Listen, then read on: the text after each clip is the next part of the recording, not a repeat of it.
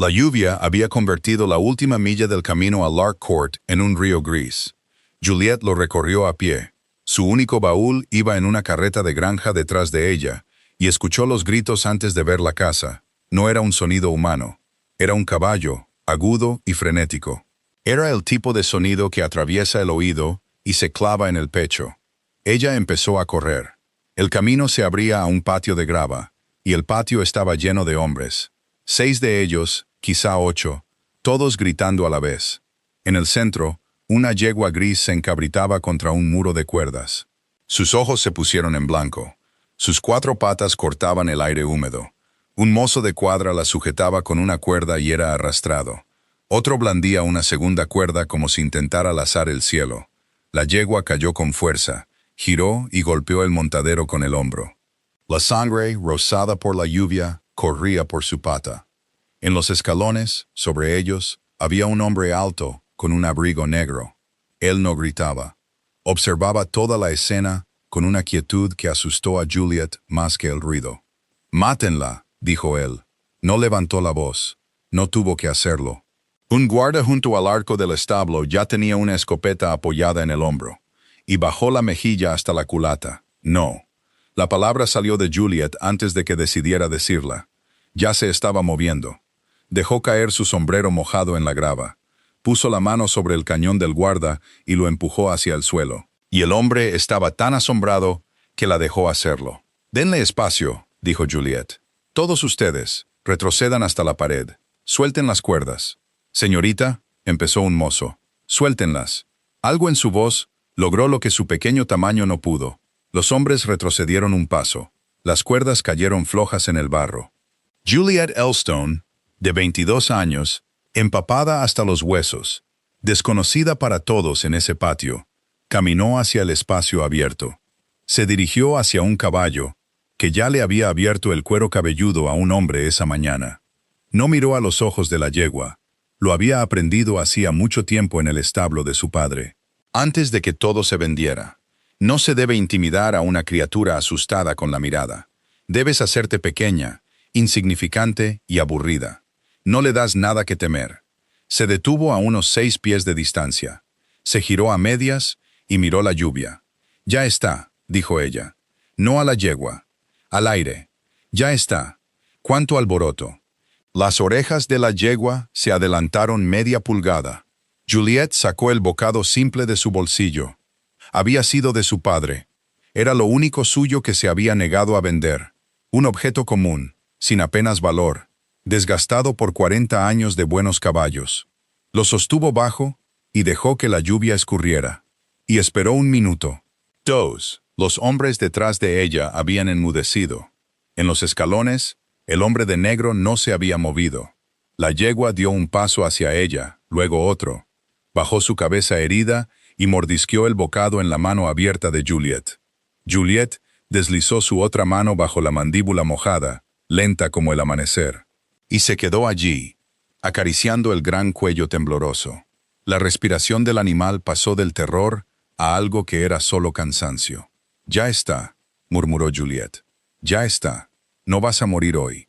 Nadie sensato va a dispararle a una yegua que vale 200 guineas solo porque le tenía miedo a una cuerda». Entonces levantó la vista. El hombre en los escalones la estaba mirando. Era más joven de lo que su abrigo negro le hacía parecer. 30 años quizás. Cabello castaño ceniza mojado en las sienes. Y ojos de un azul tan profundo que parecían negros desde el otro lado del patio. Un rostro apuesto y cerrado. La miró como un hombre mira una factura que no esperaba. «Lleven adentro a la yegua», dijo a los mozos sin apartar la vista de Juliet. «Séquenla. Cúrenle el hombro». Una pausa. «No disparen a nada hoy». Los hombres se acercaron y se llevaron a la yegua, mansa ahora que ella estaba mansa, y se la llevaron. Juliet se quedó sola bajo la lluvia, con el bocado de su padre en el puño y el barro hasta las rodillas. «Usted es la mujer que mi abuela mandó a llamar», dijo el hombre. No era una pregunta. «Soy yo, Su Excelencia, Juliet Elstone». Hizo una reverencia, lo cual era absurdo en ese barro, pero la hizo de todos modos. «La duquesa viuda me contrató como su dama de compañía. Llega tarde. El puente de Marrow está caído. Caminé el último tramo. Él miró sus faldas mojadas, su sombrero arruinado en la grava, la sangre de su yegua secándose en su muñeca. Lo que sea que vio, no lo ablandó. Dorset le mostrará su habitación, dijo él. Y se dio la vuelta y entró en la casa. Juliet recogió su sombrero. No vio salir al mayordomo. Dorset era un hombre delgado, canoso y erguido de 60 años. Había observado toda la escena desde el refugio del umbral, y todavía la observaba ahora con una expresión que ella no pudo descifrar. Bajó 2 escalones hacia su amo, que se había detenido dentro de la puerta abierta. «Su excelencia», dijo Dorset en voz baja, «le pido a la señora Tully que le suba una cena fría a la señorita». El duque de Northwell miró una vez más a través del patio. Vio la pequeña figura empapada que recogía su sombrero. «No durará ni un mes aquí», le dijo a su mayordomo, y entró. Dorset no dijo nada, pero pensó, de pie en el umbral ruidoso por la lluvia, que en 40 años de servicio nunca había visto a la yegua gris acercarse a la mano de un extraño. Archivó el pensamiento donde guardaba esas cosas. Bajó los escalones mojados para llevar él mismo el baúl de la señorita. Juliet había venido a Lark Court para desaparecer. Le había contado a la duquesa viuda solo una parte de la verdad.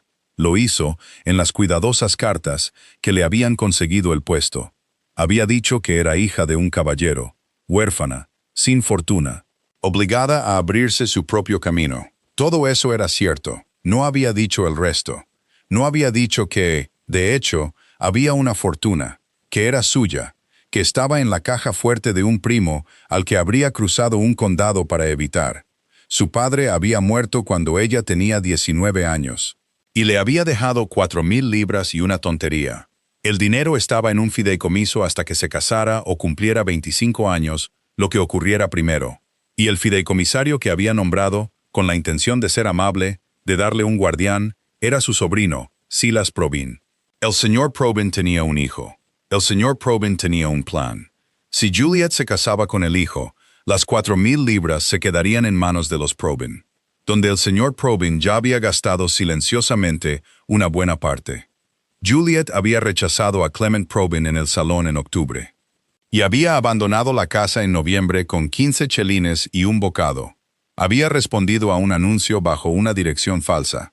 Había firmado sus cartas como J. Elstone y rezado para que el nombre no significara nada para nadie en ese lejano y verde condado. Faltaban 3 años para los 25. Solo tenía que permanecer oculta y soltera hasta entonces, y el dinero se convertiría en suyo, y ningún hombre en la tierra podría tocarlo. 3 años. Podía ser invisible durante 3 años. Ya había sido invisible la mayor parte de su vida. No había contado con Lark Court. La casa se estaba muriendo. Y a Juliet le tomó menos de una semana ver por qué.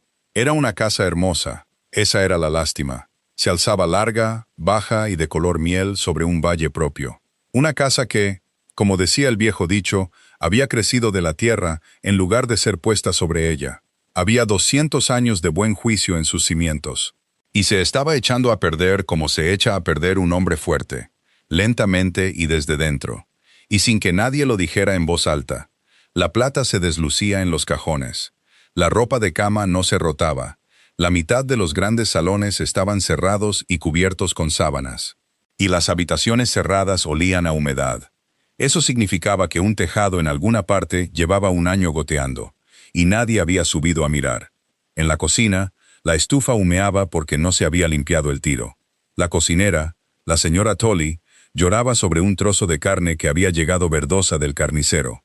No podía devolverla. Se secaba las manos rojas en el delantal mientras lo explicaba. El señor Grimshaw pagaba al carnicero, y el señor Grimshaw no aceptaba que una cocinera le dijera lo que tenía que hacer. ¿Y quién es el señor Grimshaw?, preguntó Juliet. El agente, señorita, el administrador. Llegó después de que muriera el viejo duque, y la vieja señora Pedifer, que era el ama de llaves, murió el invierno siguiente. Que en paz descanse. Y no ha habido ama de llaves desde entonces. Solo el señor Grimshaw, que se encarga de todo y tiene las llaves de todo. No hay ama de llaves. Juliet miró la estufa humeante, la carne verdosa, las 2 criadas sobrecargadas de trabajo. En una casa de este tamaño, Está el señor Grimshaw, dijo la señora Tully, como si fuera lo mismo, o todo lo contrario. No habría sabido decir cuál de las dos. Juliet era una dama de compañía, no un ama de llaves. Todo su trabajo consistía en sentarse con una anciana 4 horas al día, pero la habían criado para dirigir una casa. Una pequeña, una mansión sin importancia, pero la había dirigido desde los 14 años, después de que su madre muriera. Sabía a qué debía oler un armario de ropa blanca. Sabía que la carne no debía llegar verdosa. Sabía, sobre todo, que una casa donde un solo hombre tenía todas las llaves y no respondía ante nadie, era una casa que estaba siendo robada. No dijo nada de esto. Estaba allí para ser invisible. Cruzó las manos, aprendió los nombres de los sirvientes y se sentó con la duquesa viuda. Y mantuvo la boca cerrada. Mantener la boca cerrada le duró hasta la 3ª semana. La duquesa viuda de Northwell se llamaba Petronella.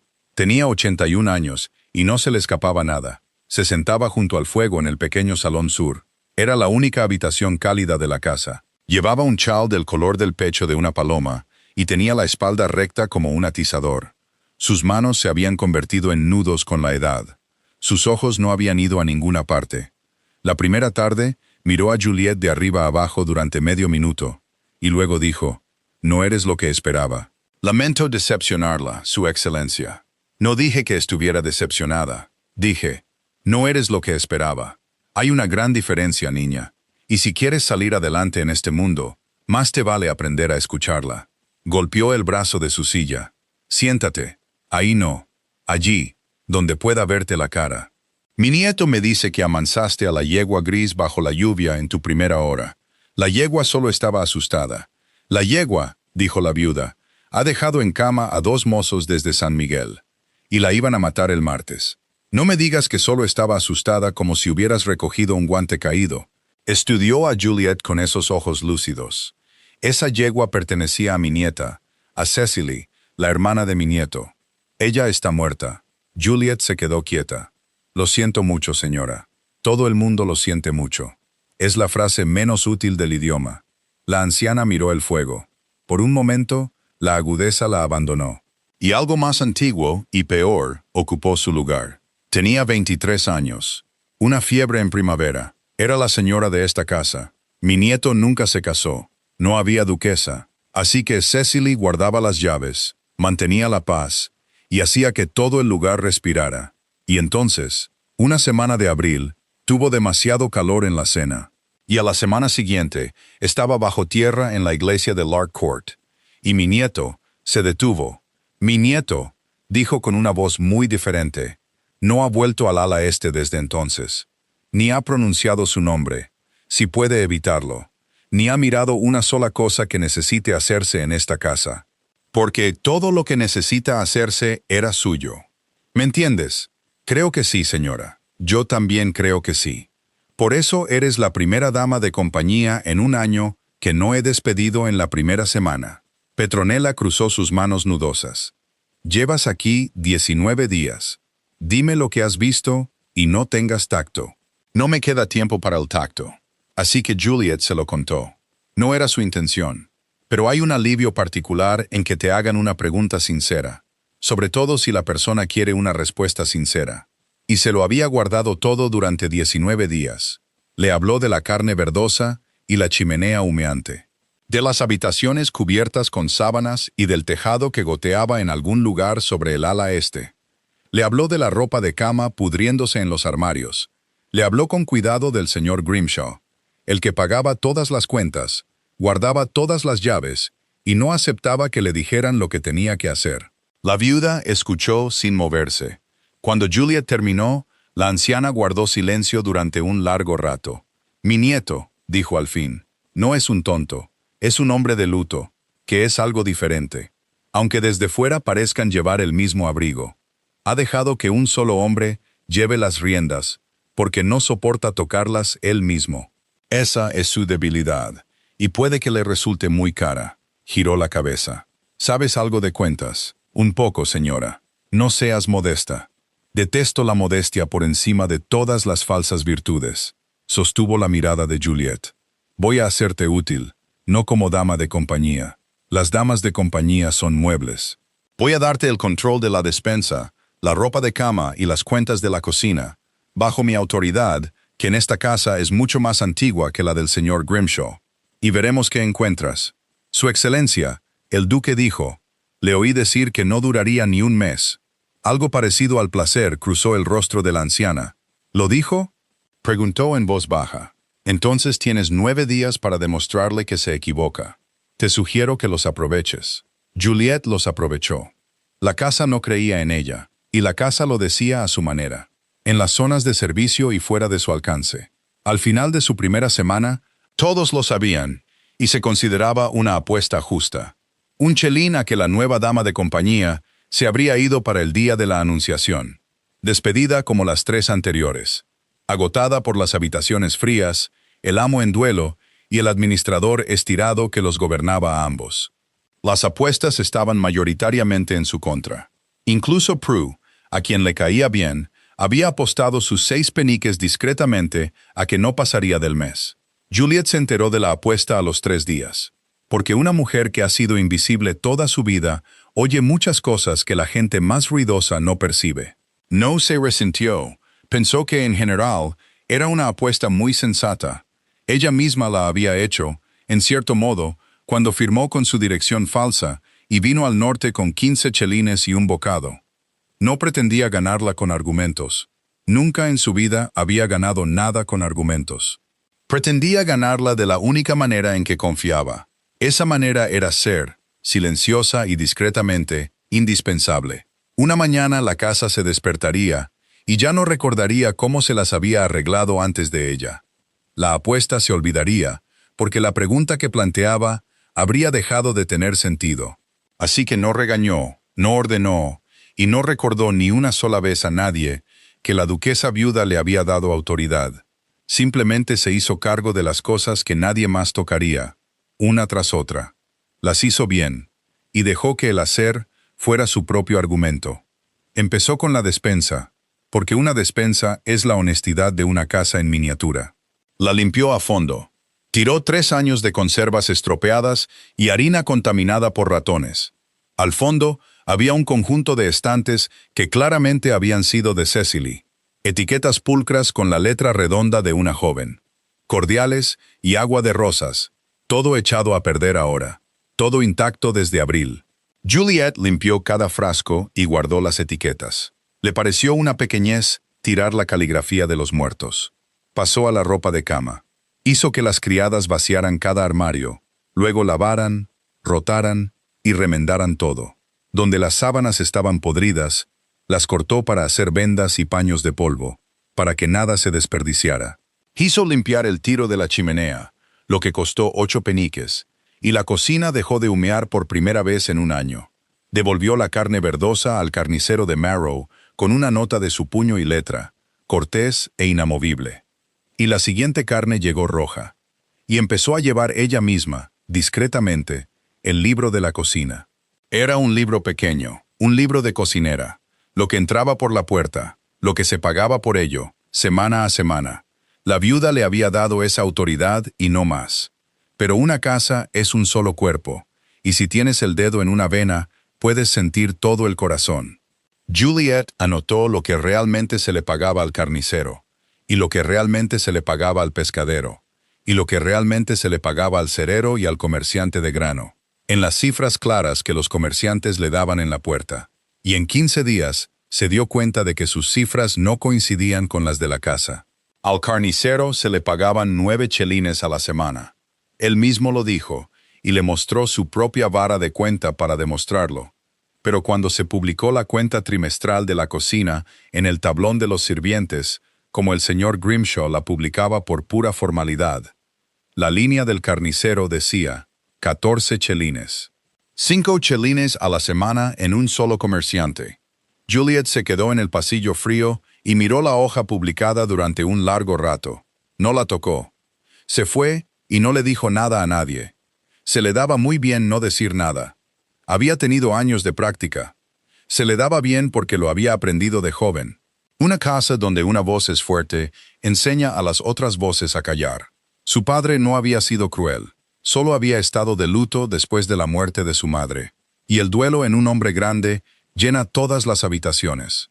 Y una niña aprende a moverse por una casa en duelo sin derribar nada.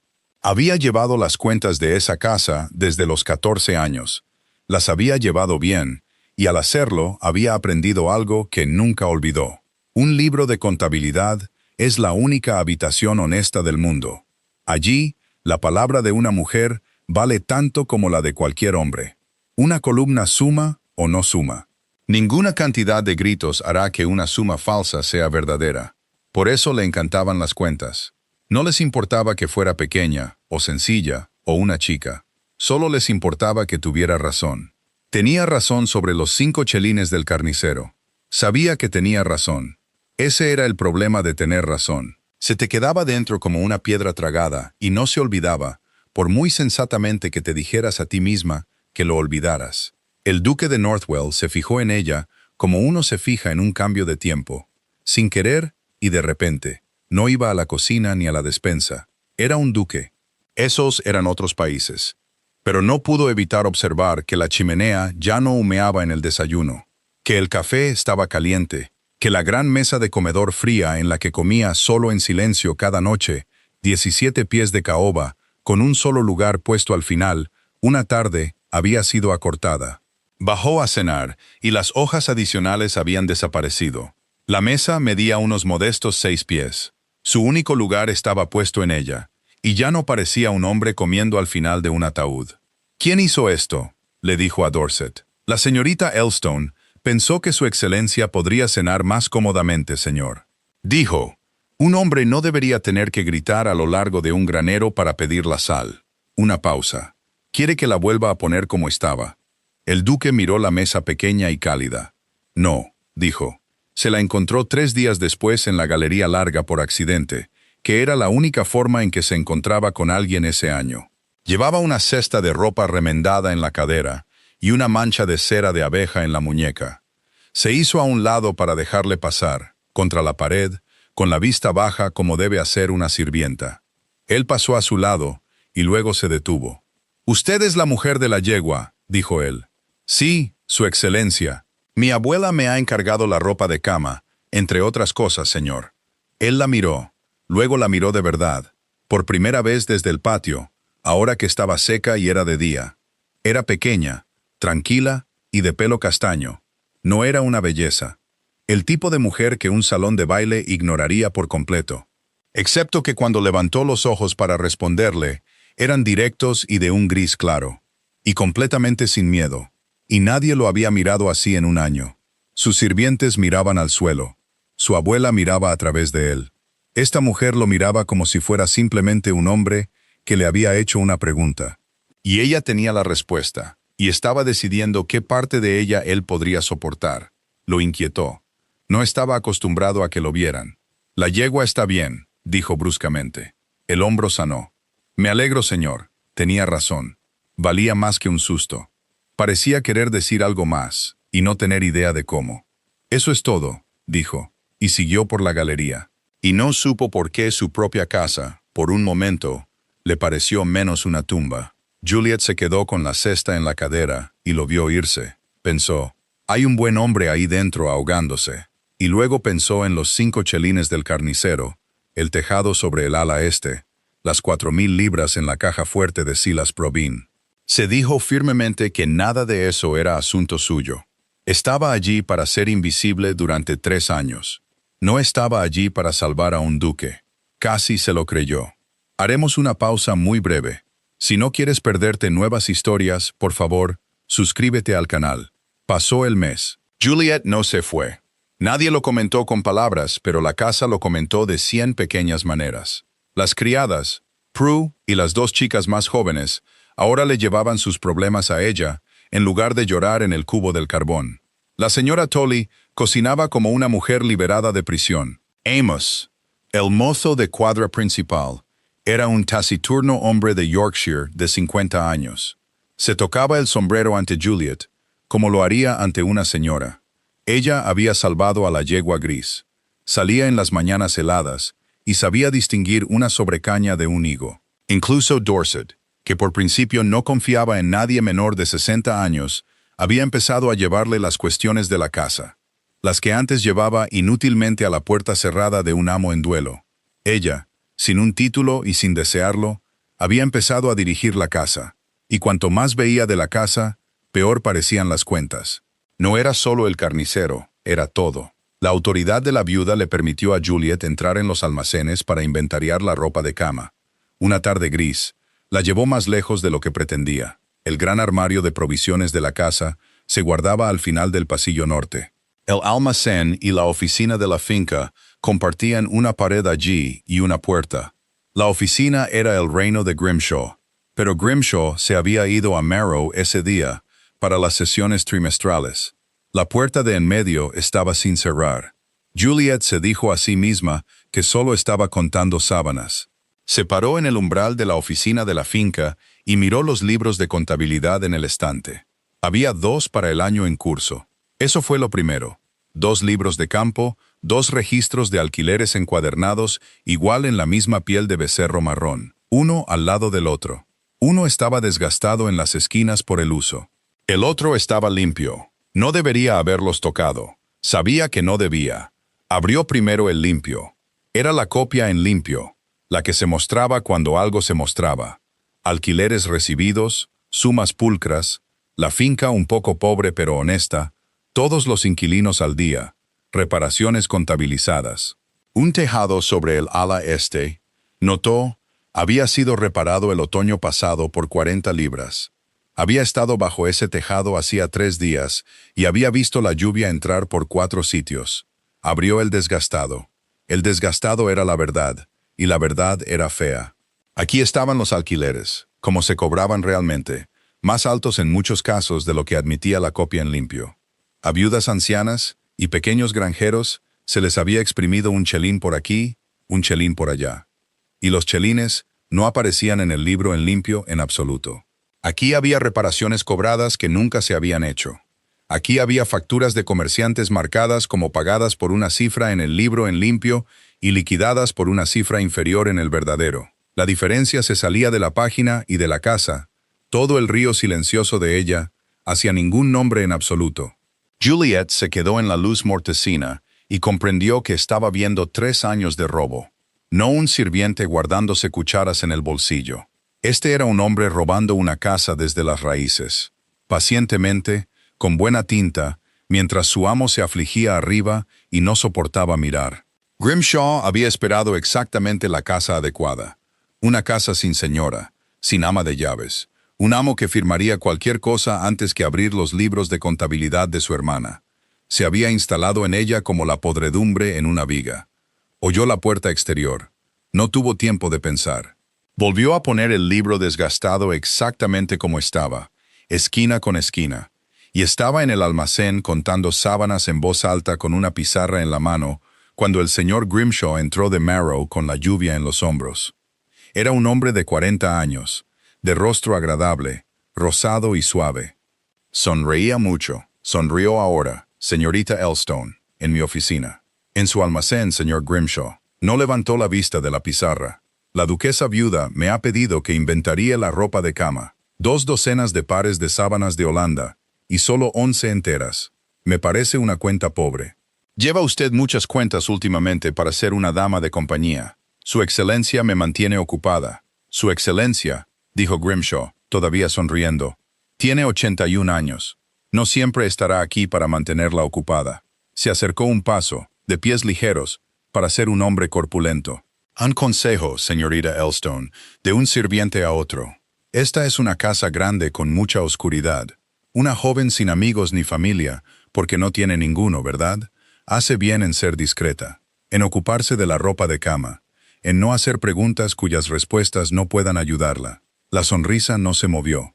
Las damas de compañía van y vienen aquí. No duran. Odiaría verla irse antes de tiempo. Juliet dejó la pizarra y lo miró. Directa, gris y sin miedo. Y lo vio bajo la sonrisa por medio segundo. Le tenía miedo. Eso era. Había venido sonriendo para asustarla, y era su propio miedo lo que lo había traído. Porque una mujer inteligente con una pizarra había estado demasiado cerca de su puerta abierta. Llevo unas cuentas excelentes, señor Grimshaw, dijo ella agradablemente. Es lo único que hago que nadie ha deseado nunca que deje de hacer. Buenas noches. Pasó a su lado con su pizarra. No le temblaron las manos hasta que estuvo en las escaleras.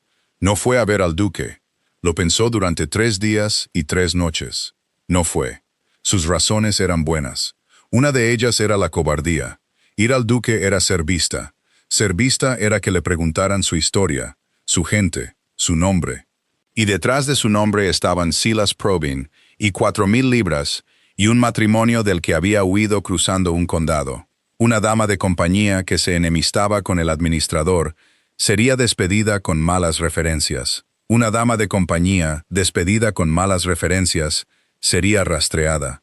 Y una vez rastreada, una vez nombrada, volvería a ser la señorita Juliet Elstone, la heredera fugitiva, casada para casarse con Clement Probyn por su dinero. Mejor callar, mejor mantener la cabeza baja durante 3 años y dejar que la casa de un duque rico se robara a sí misma. No era su casa, no era su lucha. Se dijo todo eso, y luego, en la 4ª mañana, fue a las cabañas de los inquilinos en Marrow End. La viuda quería que llevara una cesta de jalea a una anciana de allí. La anciana era la viuda Septon, de 70 años. El tejado de su cabaña era un colador. Su alquiler había subido el día de la Anunciación, aunque no se había hecho nada en la tierra de Dios para merecerlo. El señor Grimshaw dice que el amo lo necesita, dijo la anciana sin quejarse, cruzando sus manos hinchadas, y el amo es un buen hombre que perdió a su hermana. Pobre alma. Así que no me quejo.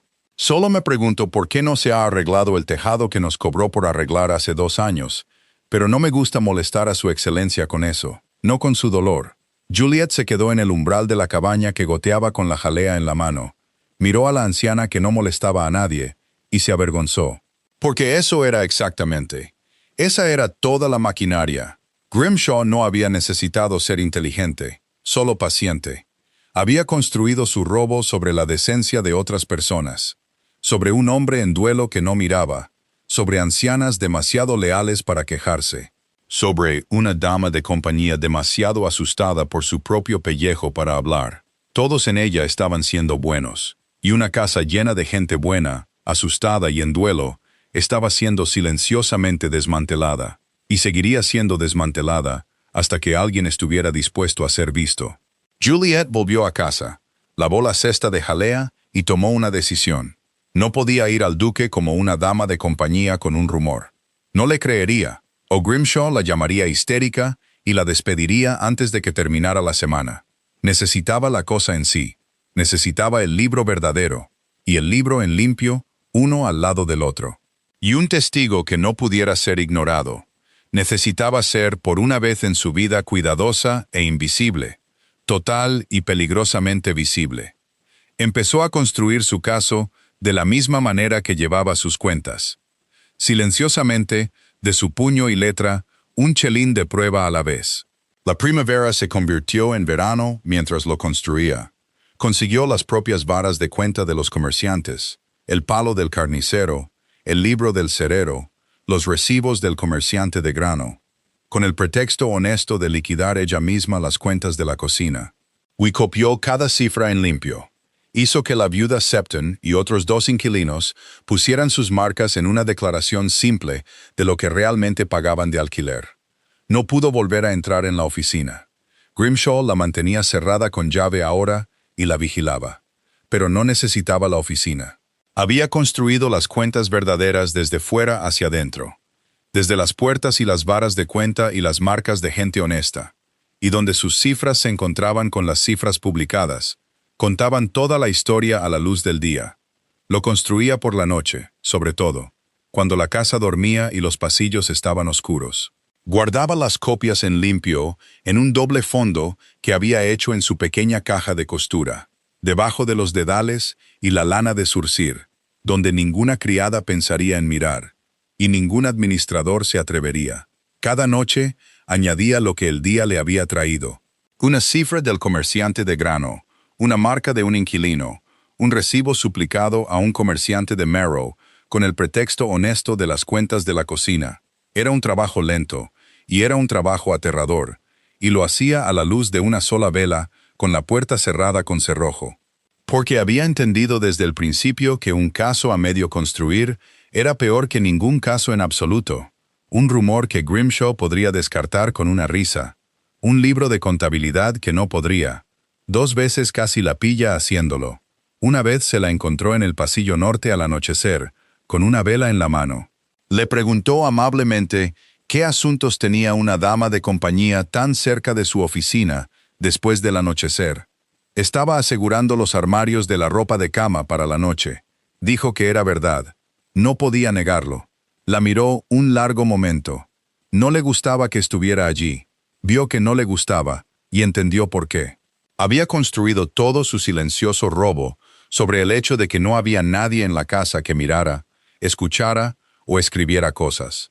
Una dama de compañía, a la que los inquilinos habían empezado a llevar sus problemas, era exactamente esa persona, y los problemas llevados a la persona adecuada se suman.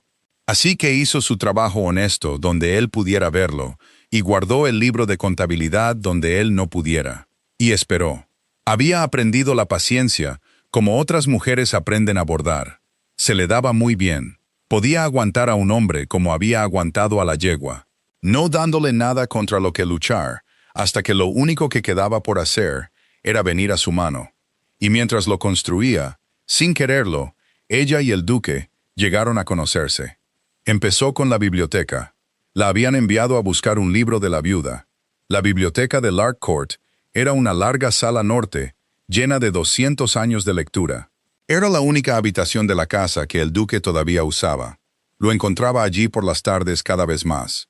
No leyendo, solo sentado con un libro cerrado en su regazo y el fuego bajo. La primera vez que se lo encontró, hizo ademán de retirarse. Él dijo, «Quédese, busque su libro, no me molesta». Así que encontró el libro y se quedó un momento junto a los estantes. Y hablaron de nada, del tiempo, de la yegua.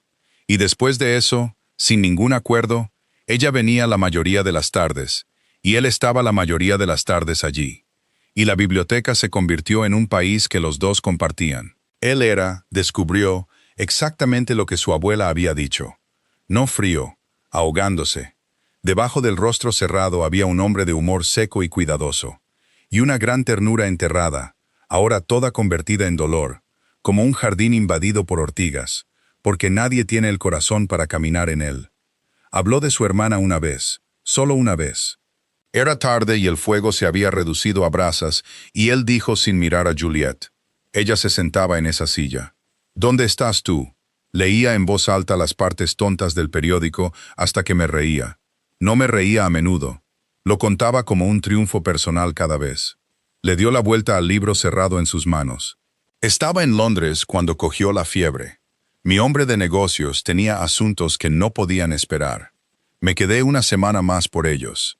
Estaba muerta antes de que llegara a la carretera del norte. Lo dijo secamente, de la manera en que un hombre dice algo que se ha dicho a sí mismo 10,000 veces. Asuntos que no podían esperar. Nunca he podido recordar uno solo de ellos. Juliet no dijo, «Lo siento mucho». Había aprendido de su abuela, que era la frase menos útil del idioma. Ella mantenía toda la casa respirando. Dijo en su lugar, «Su abuela me lo contó. Es mucho para que lo lleve una sola joven. Debe haberlo amado mucho para llevarlo tan bien». El duque la miró a través de las brasas. «Tú lo llevas ahora», dijo él. «No creas que no lo he visto. La chimenea, la mesa, las cestas de los inquilinos. La autoridad de mi abuela solo llega hasta cierto punto, señorita Elstone. El resto eres tú». Una pausa. «¿Por qué?», era la pregunta que no podía responder honestamente sin responderlo todo. Así que le dio una verdad que no era toda la verdad. Porque una casa no debería morir de abandono mientras gente buena está en ella, retorciéndose las manos, dijo. «No soporto el desperdicio, Su Excelencia. Es mi pecado capital. Ordenaría un campo de batalla». Algo se movió en la comisura de su boca. No exactamente una sonrisa, casi. «Empiezo a creer que lo harías», dijo. Fue la viuda quien oficializó la cosa de la manera en que las ancianas oficializan las cosas. Es decir, sin pedir permiso a nadie. Una tarde de mayo, envió a Prue a buscar una pequeña caja tallada del gabinete del Salón Sur. Cuando Juliet entró para sus 4 horas de lectura, La caja estaba abierta sobre la mesita.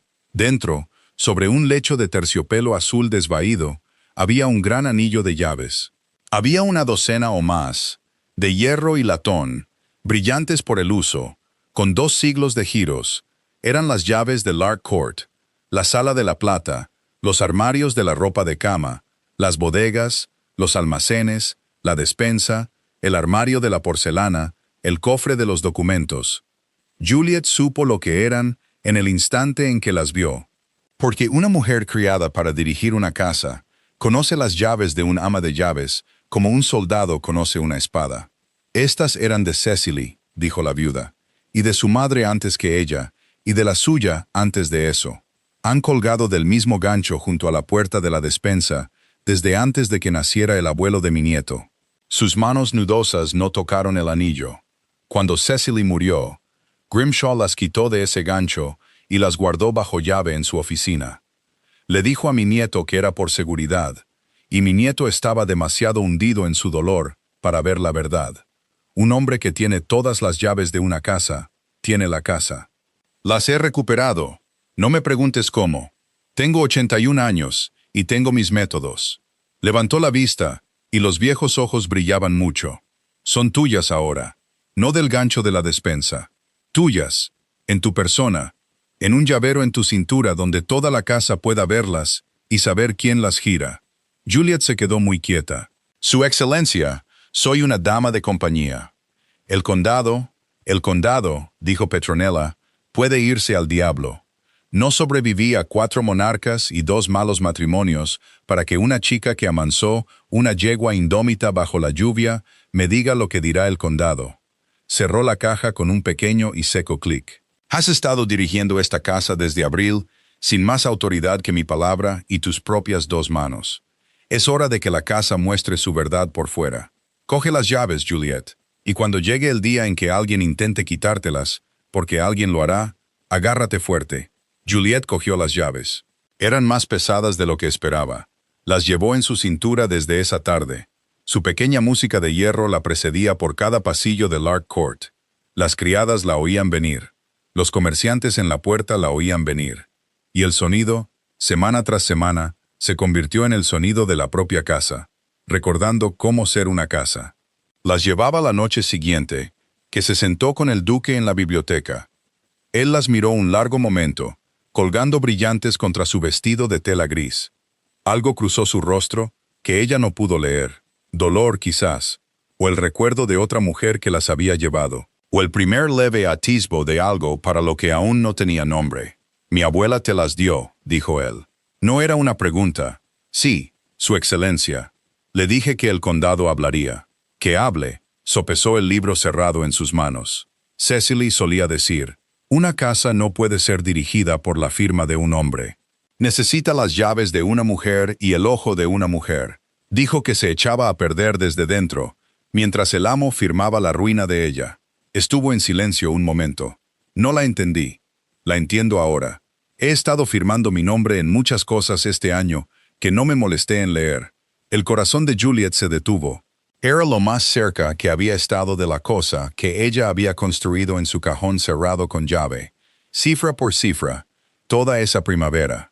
Entonces quizás, dijo ella con cuidado, su excelencia debería empezar a leer de nuevo. Él la miró a través del fuego bajo, y por un momento, ella pensó que le preguntaría directamente lo que sabía. Pero él no estaba listo, y en verdad, ella tampoco. El momento pasó, el fuego se asentó, y se quedaron sentados en el país compartido de la biblioteca, cada uno sosteniendo un pedazo de la misma verdad, ninguno dispuesto todavía a ponerla sobre la mesa entre ellos. Lucrecia llegó en junio. La señora Lucrecia Sedley era prima hermana del duque, la única hija de la única hermana de su padre, y había nacido para más de lo que ahora tenía. Su propio padre había apostado la porción familiar en el mar. Su marido, un señor Sedley, había muerto, dejándole una pensión que disminuía con cada trimestre. Tenía 35 años, hermosa de una manera dura y brillante. Desde la muerte de Cecily, había venido a Lark Court cada vez más a menudo, y se quedaba cada vez más tiempo.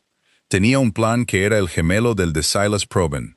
Los dos nunca se habían conocido. Lucrecia pretendía ser la próxima señora de Lark Court.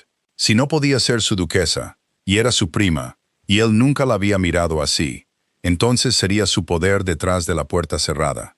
Un duque soltero en duelo, una pensión menguante, una gran casa sin señora. Era, para una mujer inteligente y desesperada, una oportunidad vestida de deber familiar. Había elegido a Grimshaw 3 años atrás, o Grimshaw la había elegido a ella. Daba lo mismo. Ella le allanó el camino hacia el amo. Él se aseguró de que sus pequeñas deudas en el condado se saldaran discretamente con el río silencioso de la finca. Cada uno apoyaba al otro. Ninguno podría haberlo hecho solo, y ambos entendían el peligro.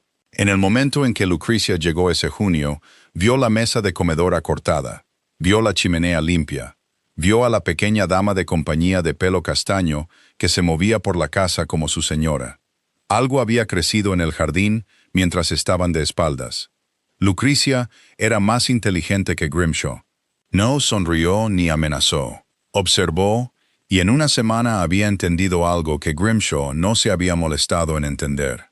Que la dama de compañía no solo era competente, sino que se escondía. Elstone, dijo una tarde dulcemente durante el té de la viuda, saboreando el nombre en su lengua como un dulce. ¿Elstone? ¿De dónde? Uno se pregunta.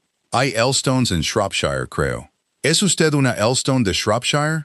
De ningún lugar tan grandioso, señora. Mi padre era un simple caballero del norte.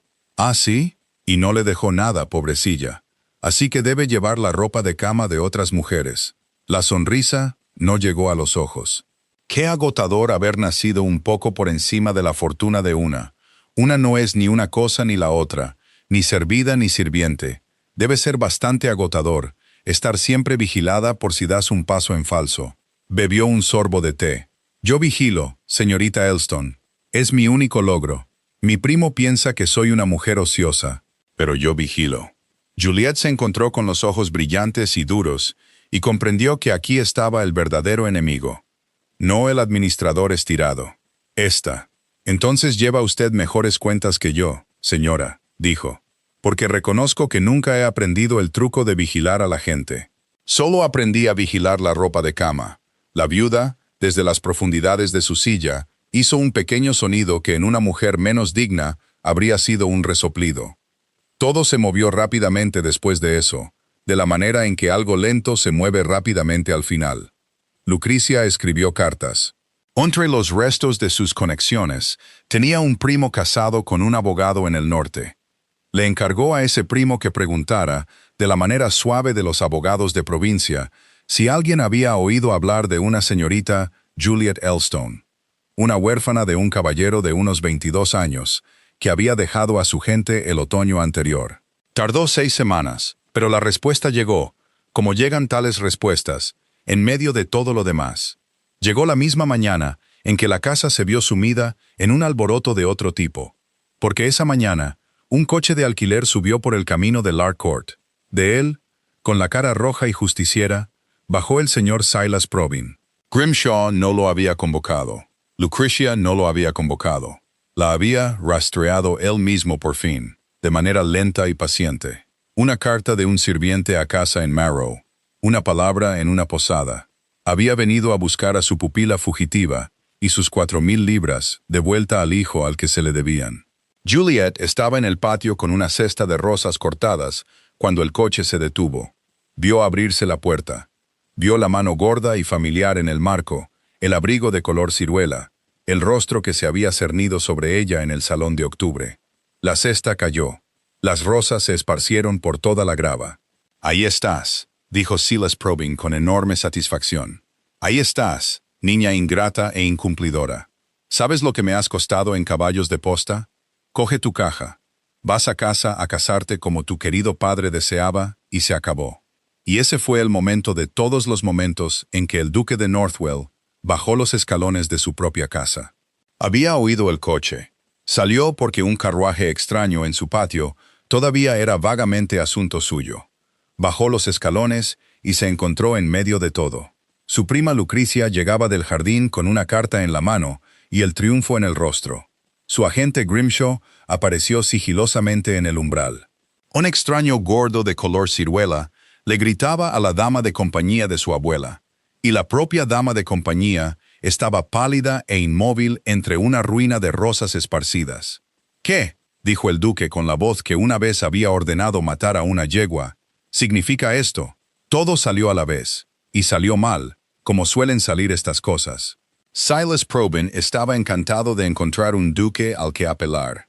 Le expuso todo el asunto a su manera. Esta joven era su pupila, la hija de su difunto tío, una heredera de 4,000 libras bajo su honesta custodia.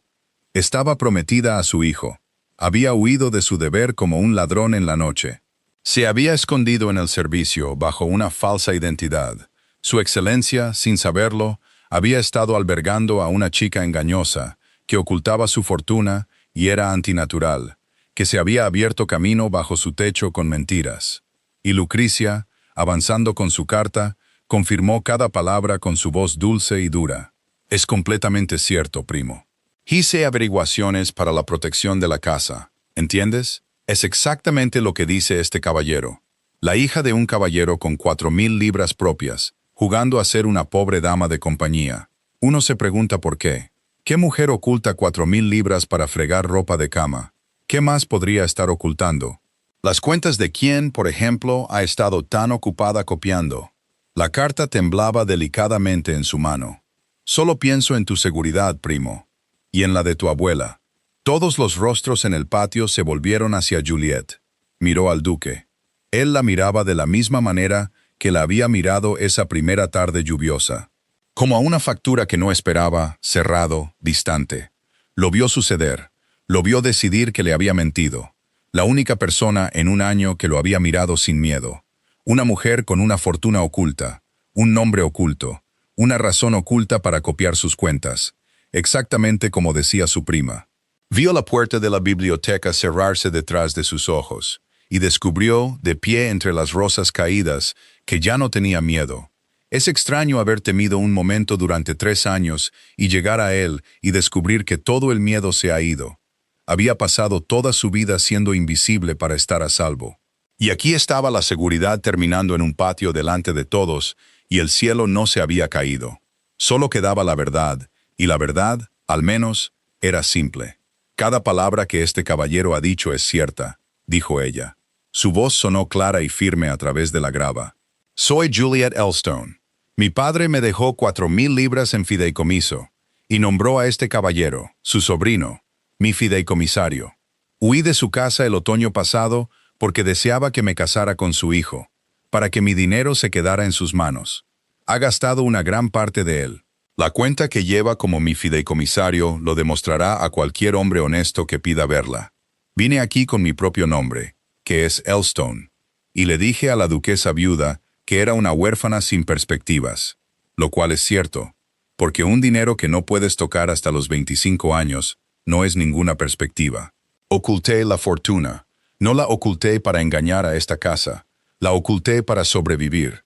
Se volvió de Probyn al duque. No era consciente de nada más que del duque. He copiado sus cuentas, su excelencia. Su prima tiene toda la razón. Las he copiado durante 3 meses. Las tengo en mi habitación, en limpio y completas. Los alquileres reales contra los alquileres publicados. Las propias varas de cuenta de los comerciantes contra las cifras liquidadas. Las marcas de los inquilinos contra las sumas que se les exprimieron. Tengo el tejado sobre su propia ala este, que pagó 40 libras para reparar el otoño pasado, y que dejó entrar la lluvia sobre mi cabeza hace apenas una semana. Tengo el tejado de la cabaña de la viuda Septon, que se le cobró hace 2 años y nunca se reparó. No se las traje, porque era una cobarde y porque tenía una fortuna propia que ocultar. Y me dije a mí misma que su casa no era asunto mío. Su voz no tembló. Me equivoqué en todo menos en lo último. No es asunto mío. Lo hice asunto mío, y le están robando, señor, de raíz, por un hombre que está en su propio umbral, y puedo probarlo en una tarde. Por un instante, nadie se movió. Entonces Grimshaw se rió, suave, rosado y agradable. Fue un error. Lo supo en el instante en que salió de su boca. Un hombre no se ríe de una cuenta verdadera.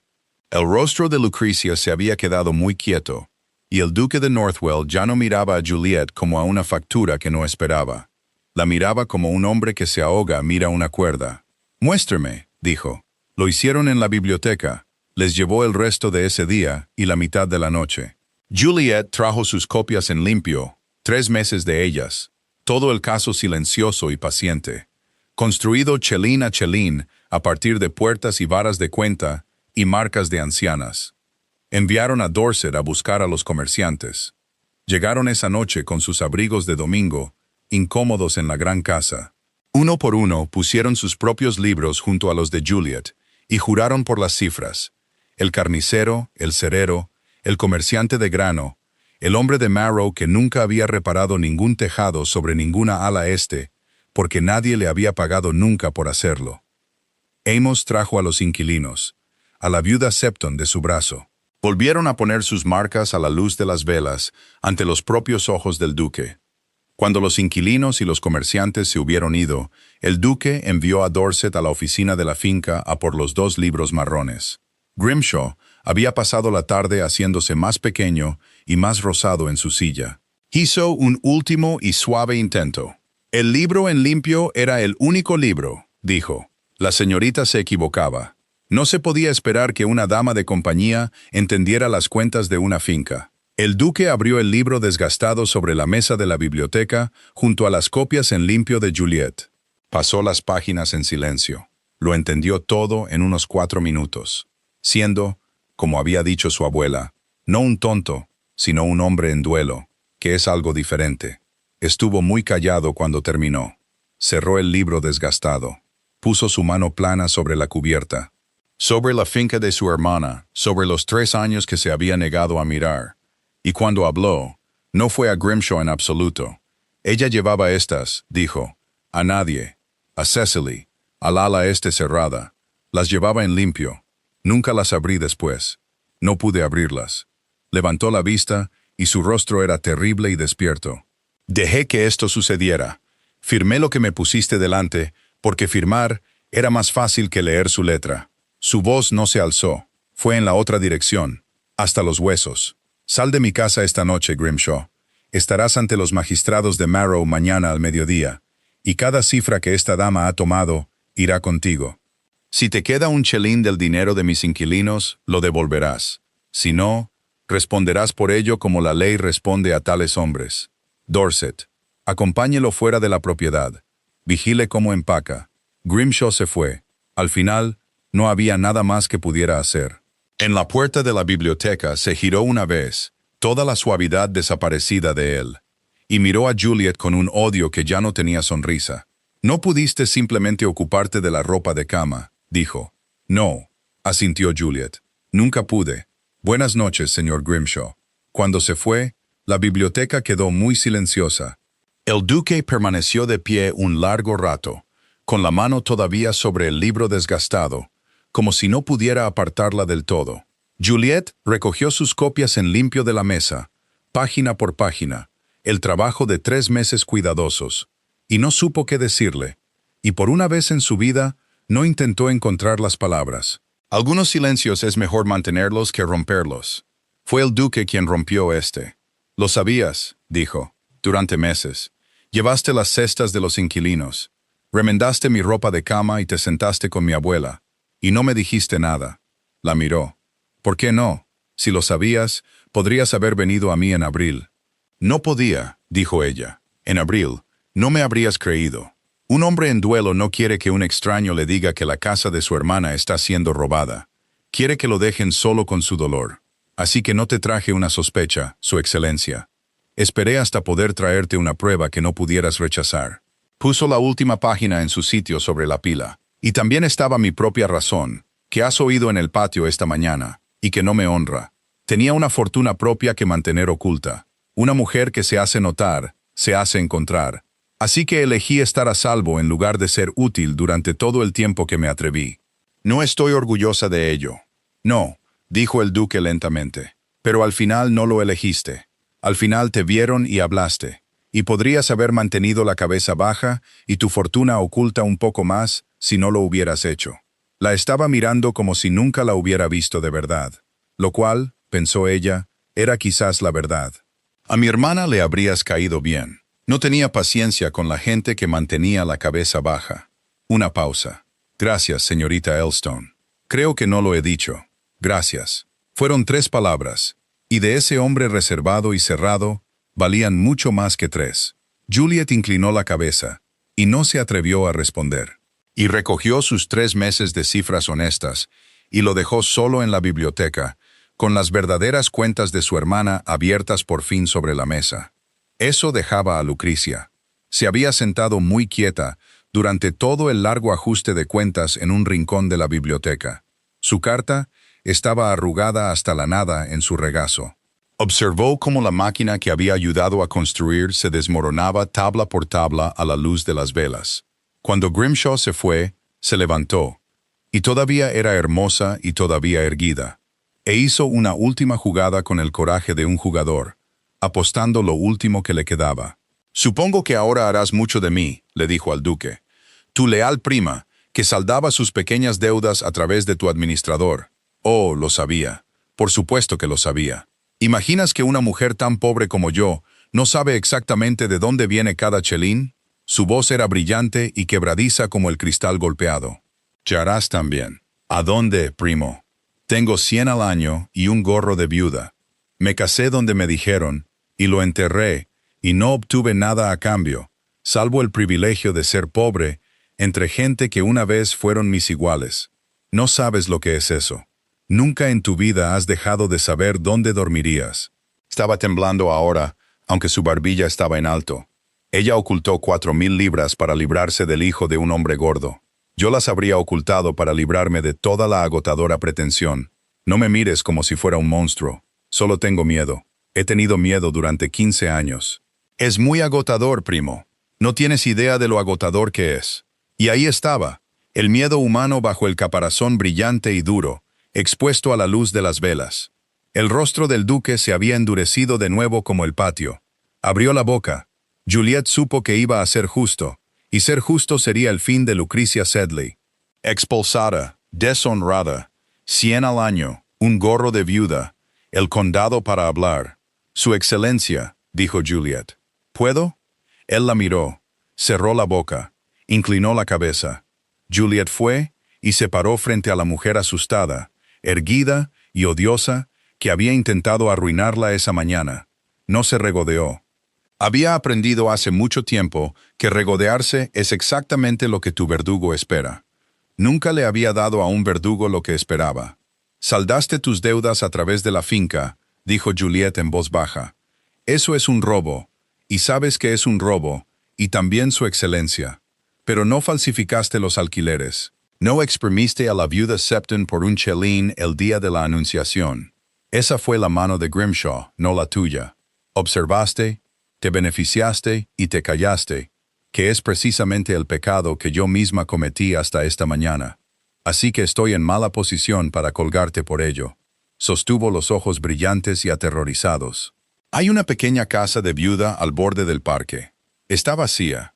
Está en buen estado.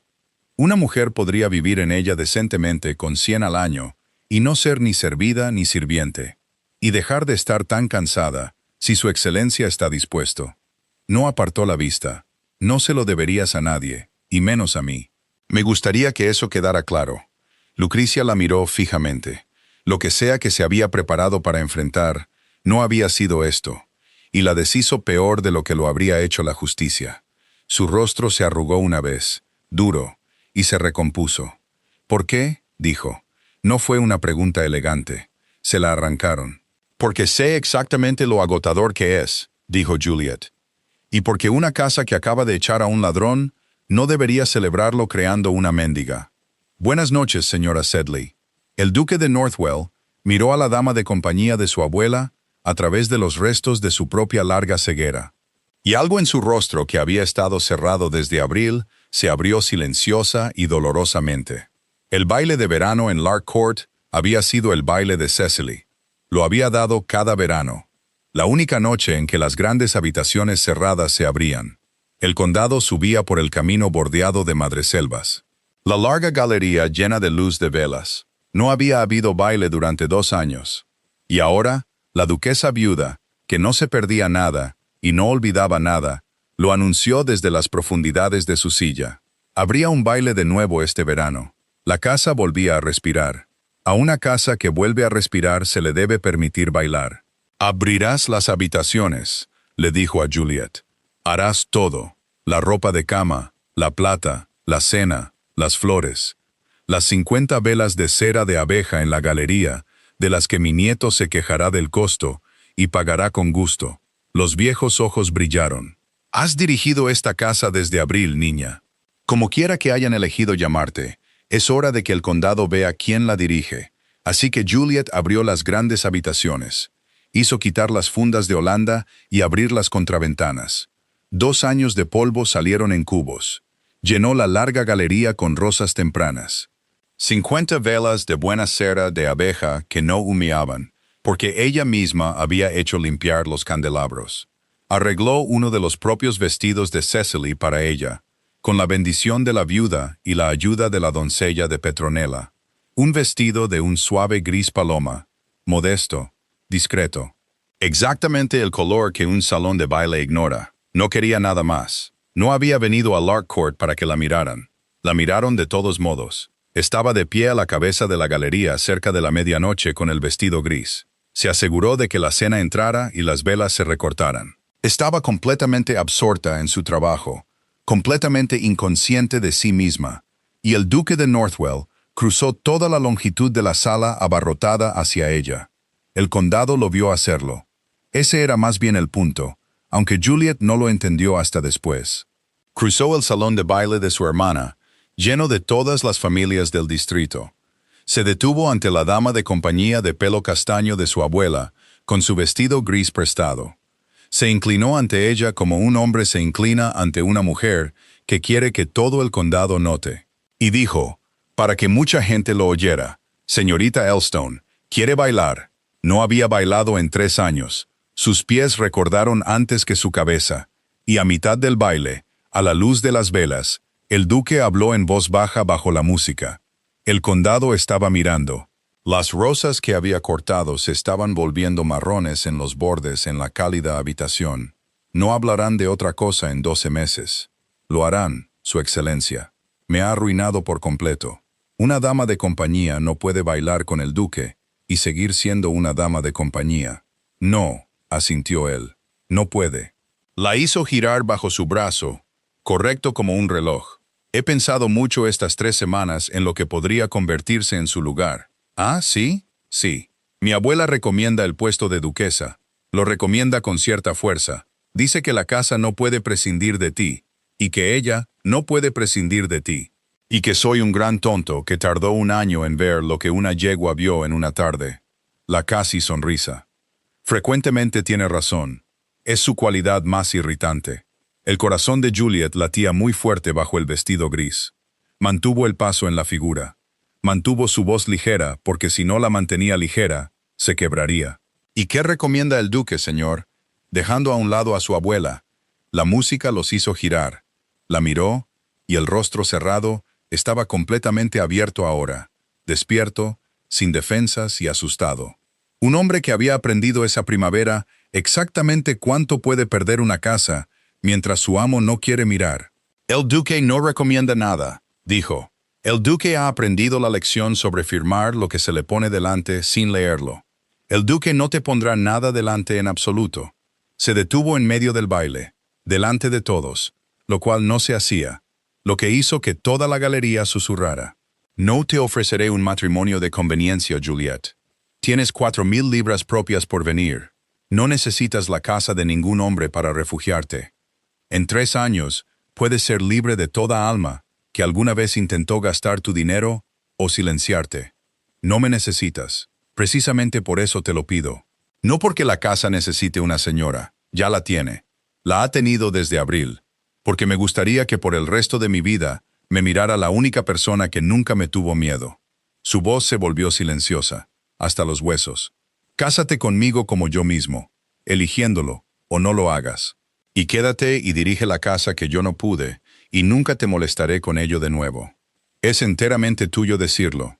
Todo a partir de aquí es tuyo decirlo. Toda la galería se había quedado quieta. 50 velas, las rosas volviéndose marrones, 2 años de habitaciones cerradas, abiertas a la noche de verano. Juliet lo miró. Pensó en el patio mojado, la yegua, el bocado, los 3 años que había planeado pasar invisible y a salvo. A salvo era una palabra pequeña. Había estado a salvo toda su vida. Nunca, hasta esa primavera, había sido vista. Bartholomew, dijo. Nunca había usado su nombre. La galería la oyó usarlo. Él la oyó usarlo. Y algo cruzó su rostro, que valía más que las 4,000 libras enteras. Y la casa, y la tierra de Madreselva, de la que crecía. Eso es un sí, dijo ella. Por si el duque necesita que se lo lean en voz alta. Me he cansado mucho de callarme. Sí, me casaré contigo como tú mismo. Eligiéndolo. No pudo evitarlo. La casi sonrisa estaba ahora en su propia boca. Con una condición, su excelencia. Diga. El tejado de la viuda Septon se repara antes de la cosecha. Correctamente, por el hombre al que realmente se le paga por repararlo. El duque de Northwell se rió. Era algo que el condado no había oído en 2 años. Se oyó a lo largo de la brillante galería. La duquesa viuda, desde su silla junto a la puerta, dejó su copa. Se permitió, a los 81 años, parecer por un momento completamente satisfecha. Para pleno verano, Juliet Elstone dirigía toda la casa, y no quedaba nadie para llamarlo otra cosa que lo que era. El tejado sobre el ala este fue reparado por el hombre de Marrow, a quien se le pagaron las 40 libras que realmente costaba, y ni un chelín más. Los alquileres llegaban justos y se anotaban en un único libro honesto llevado por la propia mano de Juliet. Los alquileres verdaderos y las reparaciones verdaderas. Sin un gemelo marrón desgastado a su lado en la oscuridad, lo que Grimshaw había exprimido a los inquilinos durante 3 años se calculó hasta el último chelín. Se devolvió cabaña por cabaña. Donde el propio hombre no pudo devolverlo, pues se encontró poco en su poder, el duque lo devolvió de su propio bolsillo. Lo consideró una compra barata. Grimshaw respondió ante el tribunal de Marrow y luego ante los tribunales superiores. Su derrota no le dio a Juliet ningún placer, solo la sobria satisfacción de algo bien hecho. Lucrecia vivía en la pequeña casa de viuda al borde del parque. No se ablandó de inmediato. Una mujer no desaprende 15 años de miedo en una temporada, pero subía a la casa cuando Juliet se lo pedía. Descubrió, siendo inteligente, que se le daba mejor ordenar una despensa que vigilar los pasos en falso de otras personas. Se hizo cargo de la despensa por completo. Las 2 mujeres alcanzaron, si no la amistad, sí el respeto particular de las personas que saben lo agotador que es ser pobre entre sus iguales. Silas Probyn volvió a casa en Marrow con sus caballos de posta sin pagar. Su cuenta de fideicomisario, al final, no resistiría la mirada de un hombre honesto. Cuando Juliet cumplió 25 años, 3 primaveras después de subir por primera vez el camino de Lark Court, 4,000 libras llegaron a sus propias manos por fin, limpias y libres. Lo dio todo a la finca para las cabañas de los inquilinos. Era suyo para dar. Algo que das libremente es el único tipo de riqueza que nadie puede quitarte jamás.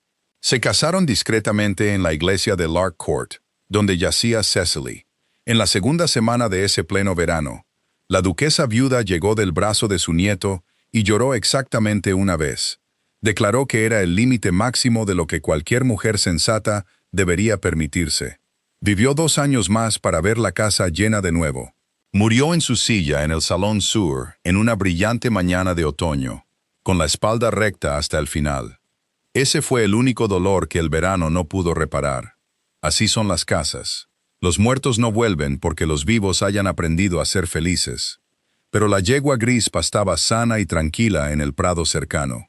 Las etiquetas de la despensa de Cecily se guardaban en un cajón de la propia mano de la joven duquesa. Su baile se daba cada verano. No fue, en las formas en que se podía manejar, olvidada. En una cálida tarde, al final de ese primer verano, el duque de Northwell fue a buscar a su esposa. La encontró donde medio sabía que estaría, en la biblioteca, en la silla junto al fuego. El gran libro de cuentas honesto yacía abierto en su regazo. Una sola vela ardía. No lo estaba leyendo, solo estaba sentada con él. de la manera en que una persona se sienta con algo que por fin ha salido bien. «Has puesto toda la casa en buen orden», dijo desde el umbral. «No queda nada que salvar. ¿Qué harás contigo misma ahora, duquesa?» Juliet lo miró a través del fuego bajo, directa, gris clara y sin miedo. Era la forma en que lo había mirado desde la grava mojada en la primera hora del primer día, cuando le había dicho a su mayordomo que no duraría ni un mes. «Encontraré algo», dijo. «Siempre lo hago. No soporto el desperdicio. ¿Sabes? Es mi pecado capital». La casi sonrisa. «Ven y siéntate. Te estás ahogando en el umbral de nuevo». Él vino y se sentó. La vela ardía. La casa respiraba a su alrededor, llena de madreselva, honesta y plena. Una casa que había estado conteniendo la respiración durante mucho tiempo, y que finalmente ese verano se le había permitido soltarla. Había venido a Lark Court para desaparecer. Al final, había sido la mujer más vista del condado, y había encontrado, para su propia gran sorpresa, algo que nunca había imaginado. Ser vista por la persona adecuada no era el peligro que había pasado toda su vida temiendo. Era la única seguridad que valía la pena. Gracias por escuchar la historia hasta el final. Por favor, cuéntanos desde qué ciudad nos estás viendo y qué te hizo sentir la historia. No olvides suscribirte para no perderte las nuevas historias.